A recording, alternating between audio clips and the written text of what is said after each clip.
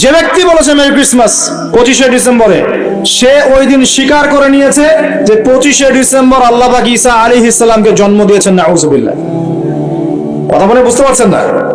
যখনই আপনি এটা পালন করেছেন, তার মানে ওই দিন আপনি স্বীকার করেছেন যে ওই দিন আল্লাহ পাক ঈসা ইবনে মারইয়াম, আল্লাহর পুত্র, নাউজুবিল্লাহ, তাকে তিনি জন্ম দিয়েছেন।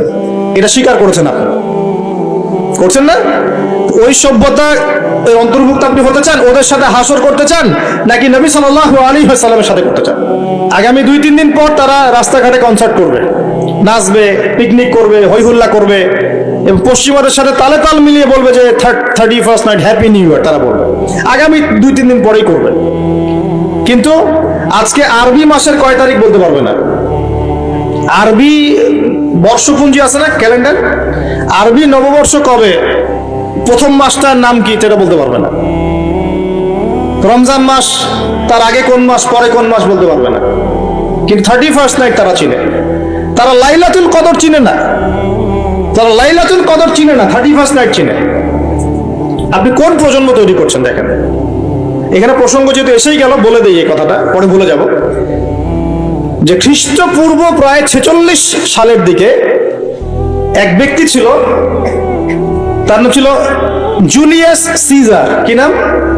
Julius Caesar. এগুলো আমি আসলে অনেকদিন আগে পড়েছি, আমার মাথায় এত লাইভলি নাই, আর এগুলোর চর্চা করা আমি বন্ধ করে দিয়েছি। আমাদের ফিলোসফি কিছু বই ছিল, এগুলোতে হিস্ট্রিগুলো ঘাটা ছিল সবগুলো, আর হিস্ট্রির একজন গভীর ছাত্র।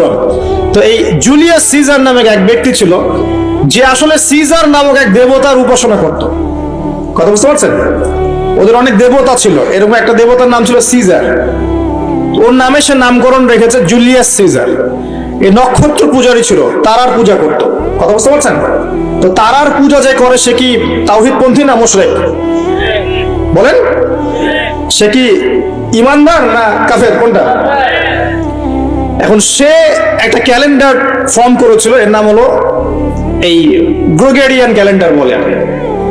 তো এখানে প্রথম বর্ষ যেটা, এই প্রথম বর্ষতে উৎসব পালন করা শুরু করেছে এই জুলিয়াস সিজার নামক এই ব্যক্তি প্রথম, এবং সে সমাজ এটা চালু করে দিয়েছে। এরপরে আরো পরে প্রায় খ্রিস্টের জন্মের 800 বছরের দিকে পারস্যের এক সম্রাট ছিল, তার নাম ছিল মনে হয় জামশিদ। তো এই ব্যক্তি একজন সম্রাট ছিলেন। তো সে আবার এরকম বর্ষ বরণের জন্য একটা মানে উৎসবের আয়োজন করে, তার নাম দিয়েছিল নওরোজ। কি নাম দিয়েছে? নওরোজ, মানে বর্ষ বরণ উৎসব। এভাবে এই পারস্য উপমহাদেশে পুরো জায়গাটায় এই নববর্ষ পালনের সংস্কৃতি চলে আসে। এগুলো হতে হতে হতে আজকে যে দেখছেন আপনি 31st নাইট, এই যে গ্রেগরিয়ান ক্যালেন্ডার, যেটা মানে পশ্চিমারা সারা বিশ্ব শাসন করেছে না। যখন ব্রিটেন সারা বিশ্বকে শাসন করছিল, আমাদের এখানে ওদের দখল ছিল না। পলাশির যুদ্ধের হিস্ট্রি জানেন না? কত বছর এখানে শাসন করেছে? প্রায় 200 বছর এরা এখানে শাসন করে নাই। নবাব সিরাজউদ্দৌলার পতনের পর থেকে প্রায় 200 বছর এই ভারতীয় উপমহাদেশ তারা শাসন করেছে না। এখানে এই গ্রেগরিয়ান ক্যালেন্ডার ছড়িয়ে দেওয়া হয়েছে। এখন আমরা এই যে 31st নাইটের উৎসবটা পালন করতে শুরু করছি। এটা কি আমাদের উৎসব? এটা কি মুসলমানদের? কাদের হলো তাহলে? পশ্চিমাদের, রোমকদের, পশ্চিমাদের, যাদের সাথে ইসলামের দূর দূর পর্যন্ত কোনো সম্পর্ক নাই। আর নবী সাল্লাল্লাহু আলাইহি ওয়াসাল্লাম কি বলছেন শোনেন। আল্লাহ নবী বলছেন, তোমাদের জন্য আনন্দের উৎসব দুইটা। কয়টা? একটা ঈদুল ফিতর, রমজান মাসে সম সাধনার পরে, কিয়ামুল লাইলের পরে, তারাবির পরে, তাহাজ্জুদের পরে, কোরআন খতম দেওয়ার পরে, যাকাত ফিতর দেওয়ার পরে, ত্যাগের এই মাসের পর আমরা একটা আনন্দ করি, ঈদুল ফিতর। করি কি না? সবাই আনন্দ ভাগাভাগি করে নেই, আলহামদুলিল্লাহ। ওই দিন আল্লাহ পাক কি করেন? আল্লাহ পাক রমজানের রোজাদার যারা ছিলেন সবাইকে মাফ করে দেন, আলহামদুলিল্লাহ। মুক্তি পাই আমরা, নাজাত পেয়ে যাই। উৎসব এটা আমাদের, আনন্দ, খুশি আমাদের। আরেকটা হচ্ছে ঈদুল আজহা, যখন ওই যে ইসমাইল আলাইহিস সালামকে যে কুরবানি করার মহান স্মৃতি, সেই স্মৃতিকে স্মরণ করে আমরা ইব্রাহিমী চেতনায় আবার কি করি? ঈদুল আজহার এই পশু কুরবানির মধ্য দিয়ে নিজের পশুত্বকে কুরবানি দেই, আল্লাহর সামনে আমরা আত্মসমর্পণ করি। করি কিনা? এই দুইটা হচ্ছে আমাদের উৎসব। এগুলো বাদ দিয়ে নবীজি বলছেন, মান তাশাব্বাহা বিকওমিন ফাহুয়া মিনহুম। কেউ যদি তোমাদের মধ্যে অন্য কোনো জাতির সাদৃশ্য অবলম্বন করে, যে জাতির সাদৃশ্য অবলম্বন করবে সে তাদের অন্তর্ভুক্ত হয়ে যাবে। নাউযুবিল্লাহ। আমরা কি চাই উম্মতে মুহাম্মাদের অন্তর্ভুক্ত হতে, না ওই পশ্চিমাদের অন্তর্ভুক্ত হতে? পশ্চিমা কারা? যাদের মধ্যে ছেলে ছেলে বিয়ে করা জায়েজ। খুশি হয়েছেন? পশ্চিমা কারা? যাদের মধ্যে ছেলে ছেলে বিয়ে জায়েজ, মেয়ে মেয়ে বিয়ে জায়েজ, পর্নোগ্রাফি সবাই করতে পারে, দেখতেও পারে, মদ পান করা জায়েজ, পরকালের কোনো কনসেপ্ট নাই ওদের, লা ইলাহা ইল্লাল্লাহ কোনো কালিমা নাই, মুহাম্মদুর রাসূলুল্লাহ তারা বিশ্বাস করে না। এমনকি তারা বলছে, কয়দিন আগে বললো মেরি ক্রিসমাস, বলেছে না? যে ব্যক্তি বলেছে মেরি ক্রিসমাস 25শে ডিসেম্বরে, সে ওই দিন স্বীকার করে নিয়েছে যে 25শে ডিসেম্বর আল্লাহ পাক ঈসা আলাইহিস সালামকে জন্ম দিয়েছেন। নাউযুবিল্লাহ। কথা বলে বুঝতে পারছেন না? যখনই আপনি এটা পালন করেছেন, তার মানে ওই দিন আপনি স্বীকার করেছেন যে ওই দিন আল্লাহ পাক ঈসা ইবনে মারইয়াম, আল্লাহর পুত্র, নাউযুবিল্লাহ, তাকে তিনি জন্ম দিয়েছেন। এটা স্বীকার করেছেন আপনি, করছেন না? ওই সভ্যতা অন্তর্ভুক্ত আপনি হতে চান? ওদের সাথে হাসর করতে চান, নাকি নবী সাল্লাল্লাহু আলাইহি ওয়াসাল্লামের সাথে করতে চান? বলেন। এটা আপনাকে বেছে নিতেই হবে। আপনি মুসলমান হয়ে এটা করতে পারবেন না। ইসলাম এই নামকাওয়াস্তে পালন করতে পারবেন না। পালন করলে পরিপূর্ণ পালন করতে হবে। উদখুলু ফিস সিলমি কাফা। তোমরা পরিপূর্ণ রূপে দিনে প্রবেশ করো। তোমরা পরিপূর্ণ রূপে দিনে প্রবেশ করো। নামাজও পড়বো, সুদও খাবো, এদিকে যাকাত দিব, আবার এদিকে আমি ঘুষও নিব, এদিকে আমি হজ উমরাও করব, আবার এইসব পশ্চিমা সংস্কৃতি ধারণ করব, মাদক খাবো, সুদ খাবো, জেনা করব, ফ্রি মিক্সিং করব, এইসব মানে হযবরল ইসলাম পালন করে এই যুগে চলবে না। পরিপূর্ণ ইসলাম পালন করতে হবে। আল্লাহ পাক তৌফিক দান করুন। পরিপূর্ণ ইসলাম পালন করতে গেলে কি আমরা এই উৎসব পালন করতে পারবো? এক নাম্বার দেখালাম যেটা ওই জুলিয়াস সিজারের চালু করা এটা পদ্ধতি, নওরোজ যেটা ওই জামশিদের চালু করা পদ্ধতি। আর আমরা মুসলমান হয়ে কিভাবে আমরা অগ্নি পূজারীদের, পশ্চিমাদের এবং ইহুদি নাসারাদের সংস্কৃতি কেমন করে ফলো করতে পারি? আমার কি সম্ভব? আর নবী যখন বলে দিচ্ছেন, মান তাশাব্বাহা বিকওমিন ফাহুয়া মিনহুম, যে যে জাতির সাদৃশ্য অবলম্বন করবে সে তাদের অন্তর্ভুক্ত হয়ে যাবে, তাদের সাথে হাসর হবে। আমি কি তাদের সাথে হাসর চাই, নাকি নবীর সাথে হাসর চাই? এবার আল্লাহ পাক কি বলছেন সেটাও শুনে নেন, তারপরে সামনে যাই। খুব গৌর করে শোনেন।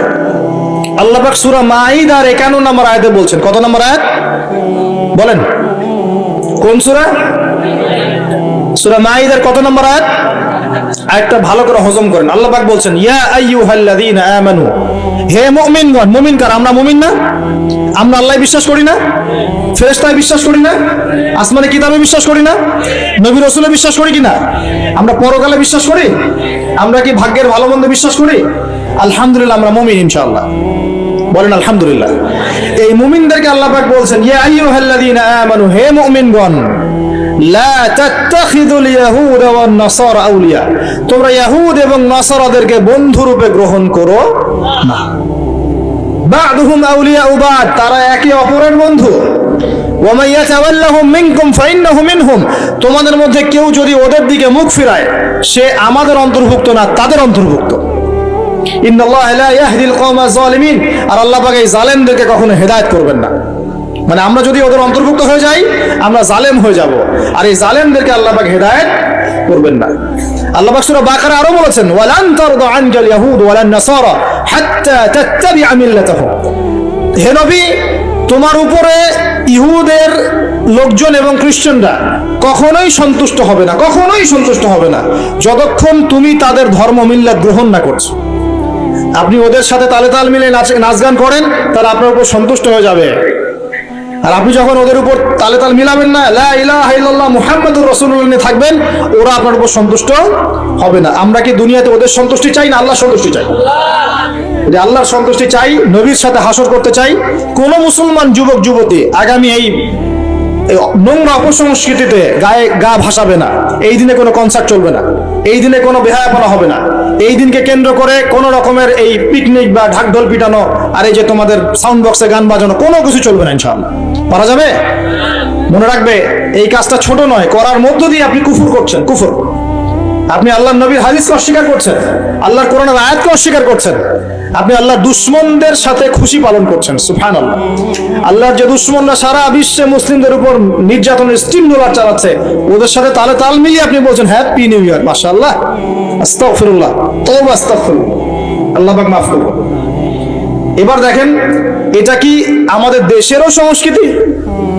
এই জিনিসটা কি আমাদের দেশের সংস্কৃতি? বাঙালি ভাষা, বাঙালি জাতি বাংলা ভাষা, আমাদের প্রাণের যে ভাষা এবং দেশ এবং মাতৃভূমি, এদের সাথেও কি এটা সম্পৃক্ত? এদের সাথেও কি এটা যোগসূত্র আছে? এটা ধার করা সংস্কৃতি, কথা ঠিক কিনা? তো ধার করা সংস্কৃতির চর্চা আমরা বাংলার মাটিতে কেন করব? আমাদের বাংলা সংস্কৃতি নাই? আমরা বাঙালি না? আমাদের ভাষা নাই? আমরা ভাষা নিয়ে গর্বিত না? কেন আমরা আমাদের ভাষায়, আমাদের দেশে, আমাদের জমিতে অন্যের সংস্কৃতি এনে ওইসব ভাষার গান আমরা কেন চালু করব? ওইসব ভাষায় আমরা ঢাকঢোল কেন পিটাবো? আমাদের নিজস্ব সংস্কৃতি নাই? আছে কি নাই? এবার আসেন আরেকটা পয়েন্ট দিয়ে শেষ করি এই লেকচারটা। সেটা হলো, একটা বছর যে চলে গেল, একটু মনোযোগ দাও এদিকে। একটা বছর যে চলে গেল, এক বছর চলে যাওয়াতে কি আমার খুশি হওয়া উচিত না কষ্ট পাওয়া উচিত? মনে করেন আপনার 60 বছর হায়াত আছে, বা আমার 60 বছর হায়াত আছে, কথার কথা বলছি। এখন এক একটা বছর যে চলে যাচ্ছে, আমি কি মৃত্যুর দিকে একটু একটু করে আগাচ্ছি না? আপনি আগাচ্ছেন না কি ভাই? কথা বলেন, আগাচ্ছে কি না? তাহলে আমরা একটা বছর চলে যাচ্ছে মানে কি, আমরা একটা একটা করে ধাপ আগাচ্ছি কবরের দিকে। এখন আমার জীবন থেকে 2022 সালটা চলে গেল, তার মানে এক বছরে আমি কতটুকু নামাজ পড়লাম, কতটুকু রোজা রাখলাম, কতটুকু তাসবিহ তাহলিল করলাম, কতটুকু দাওয়াতি কাজ করলাম, দিনের জন্য কতটুকু কি করলাম, এইটা ফিকির করা উচিত না আমার? আমার জীবন থেকে একটা বছর চলে গেল মানে আমি কবরের দিকে এক ধাপ এগিয়ে গেলাম। এখন এগিয়ে যাওয়ার খুশিতে আপনি আজকে উৎসব পালন করছেন। আস্তাগফিরুল্লাহ, কি বুদ্ধি মাথায়! দেখেন, জীবন থেকে একটা বছর হায়াত কেটে পড়ে গেল, এটাতে সে খুশি হয়েছে এবং খুশি হয়ে সে উৎসব পালন করছে, কনসার্ট করছে, ঢাকঢোল পিটাচ্ছে, পিকনিক করছে। কত বুদ্ধি মাথায়! মৃত্যু কাছাকাছি আসলে কি মানুষ খুশি হয় না কষ্ট পায়? মৃত্যু কাছাকাছি আসলে মানুষ কি খুশি হবে নাকি আরো চিন্তা করবে, হায় আফসোস, এক বছর যদি আরো ভালো কাজ করতে পারতাম আরো ভালো হতো? কোনটা বলেন? আফসোস হবে না? অবশ্যই হবে। হ্যাঁ, তার মানে এখন আপনি যদি কিছু করতেই চান, এই 31st নাইটে যদি আপনি কিছু করতেই চান, তাহলে আমি বলবো, আমার পরামর্শ, সুন্দর করে ওযু করে আইসে আপনাকে জায়নামাজে দাঁড়াতে হবে। দাঁড়ায় 2 রাকাত নামাজ পড়ে চিন্তা করবেন, আল্লাহ, এক বছর যে চলে গেল, আমি এই গত বছরে কি করলাম? দিনের জন্য কি করলাম? দুনিয়ার জন্য কি করলাম? পরিবারের জন্য কি করলাম? কতটুকু জ্ঞান অর্জন করলাম? কয়টা কোরআনের আয়াত শিখেছি এক বছরে? কয়টা হাদিস শিখলাম? কয় ওয়াক্ত নামাজ ঠিক মতো পড়লাম? রমজানের সওম রেখেছিলাম কিনা? দান সদকা করেছিলাম কিনা? সৎ কাজে আদেশ করেছিলাম কিনা? অসৎ কাজে নিষেধ করেছিলাম কিনা? এই ফিকির করতে পারেন আপনি বসে বসে। যদি করতেই হয় কিছু, তাহলে এটা করতে হবে। অন্য কিছু করার সুযোগ আছে? উচিত হবে? একই তো আমাদের দেশের সাথে এই সংস্কৃতির কোনো সম্পর্ক নাই, এটা দেশদ্রোহিতাও হচ্ছে, আবার ইসলামের সাথে দূর দূরত্ব কোনো সম্পর্ক নাই, ইসলামের সাথে দ্রোহিতা করা হচ্ছে।